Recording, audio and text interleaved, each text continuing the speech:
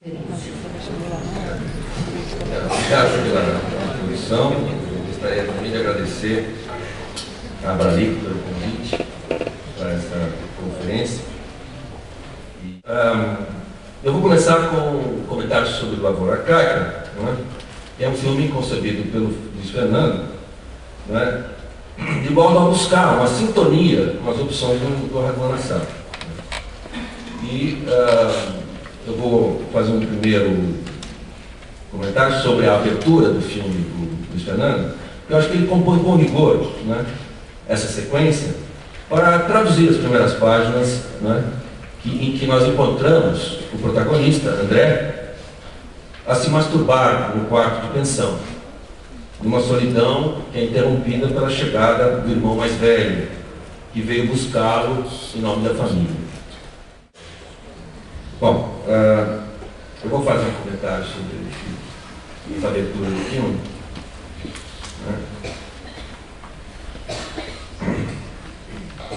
Onde, como você vê, é uma clara sintonia em relação ao primeiro capítulo do livro, mas se define também, desde esse primeiro plano, a marca original do estilo do cineasta, que compõe a cena de abertura numa chave de desconforto mais incisiva do que a suscitada na leitura do livro. O filme mergulha de imediato no terreno da intensidade, que voltará em outras passagens, e traz aqui a imagem do corpo, que, dada a proximidade da câmera, a luz e a angulação, assume uma feição grotesca.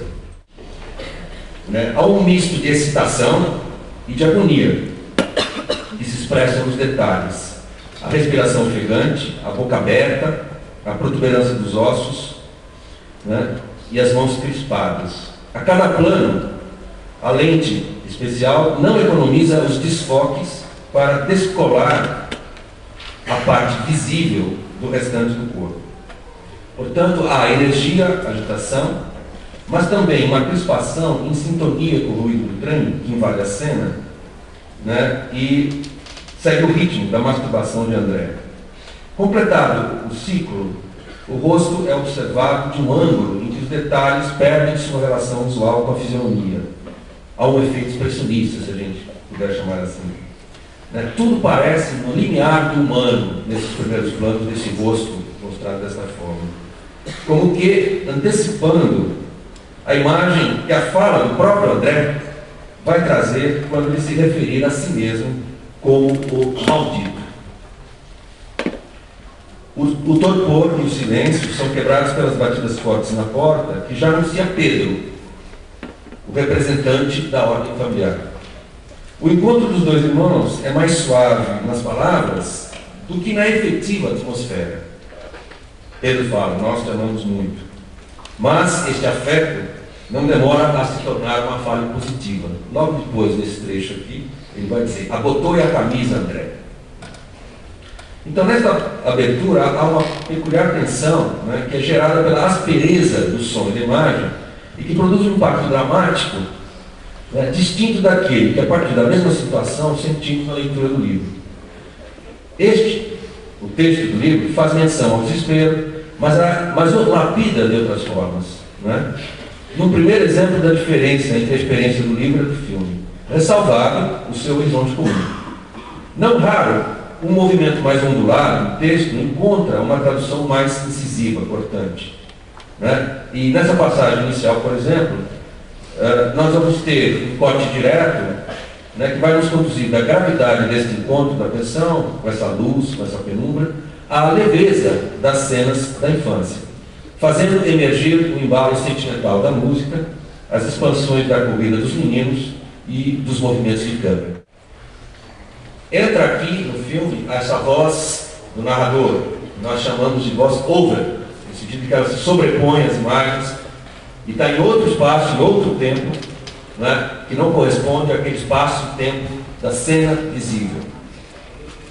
Né? E a voz over, em geral, flutua, né, sobre as imagens e tem um outro tipo de ancoragem que não é a da própria cena visível. Então, quando eu falar voz over, vocês entendem que é essa voz do narrador que apresenta ações e faz seus comentários a partir de um outro lugar que não é propriamente o da cena. Essa voz do narrador, Over, evoca o senso de abrigo que favorece a preguiça dos devaneios, sob a luz na copa das árvores. Mas logo não demoraremos a retornar ao quarto e seu drama. Faz de modo esse contraste com essa evocação, né, mais nostálgica da infância. Bom, no quarto de pensão, a longa conversa no reencontro entre os irmãos é o solo a partir do qual se compõem os flashbacks, que trazem a experiência de André antes de seu abandono da casa, não muito depois do momento divisor de águas na vida da família. A cópula de André e sua irmã Ana, o incesto que abala a ordem e torna impossível a simples repetição pela qual as duas versões da grande festa, porque há no livro, no filme, na metade do livro, depois no final, né, uma grande festa da família e da comunidade. Né? Então, nessas duas versões da grande festa familiar ao ar livre, né, elas não podem se espelhar em total sintonia. Resulta que a primeira é felicidade e união. Ela cumpre a sua função celebrativa, o seu ritual. Enquanto que ao final nós vamos ter a crise e a dissolução. No filme, a narrativa se põe em marcha, já convulsa, como nós vimos na cena do André se masturbando, a nos fazer estranhar este ser solitário à deriva no canto do assoalho, que saberemos ser um ponto de inflexão em sua desventura, vivida sem projeto, sem mesmo um efetivo interesse pelo mundo, né, uma espécie de purgatório em que André mergulhou ao abandonar a família. Corroborando a natureza sombria dessa experiência fora da casa, né, Pedro começa a longa conversa trazendo a queixa, o relato das dores da família desde a partida de André, que virou um enigma ao partir sem explicações, e contando com o silêncio de Ana, que lá ficou. No romance, o discurso do André, narrador, que fala de um futuro não imediato, né, e a voz em cena do jovem André, né, definem a modulação dos tons épico e dramático, né, que não ferem a unidade do texto, né, embora a diferença entre o ato de viver o drama e o ato de evocá-lo problematize a continuidade e identidade deste eu. Há um dialogismo que perpassa a narração, mas os vocábulos e a sintaxe dão um tom solene ao cotidiano, tornando estilo de exposição uma sensibilidade construída desde que o jovem André mergulhou em sua religião da natureza e de si mesmo, um mundo de pulsões em conflito com a asepsia da ordem familiar.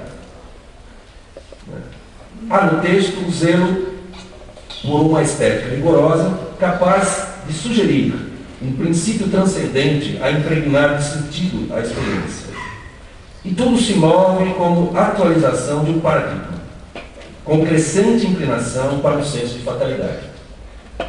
O que não impede que persista a diferença de postura entre o jovem André e o narrador do futuro, para quem a urgência do drama pesa menos do que a organização do passado que possa oferecer um sentido. Além disso, é preciso incluir outras perspectivas, outras vozes, em particular da figura paterna, que é mais relevante no caso porque é a figura antagonista.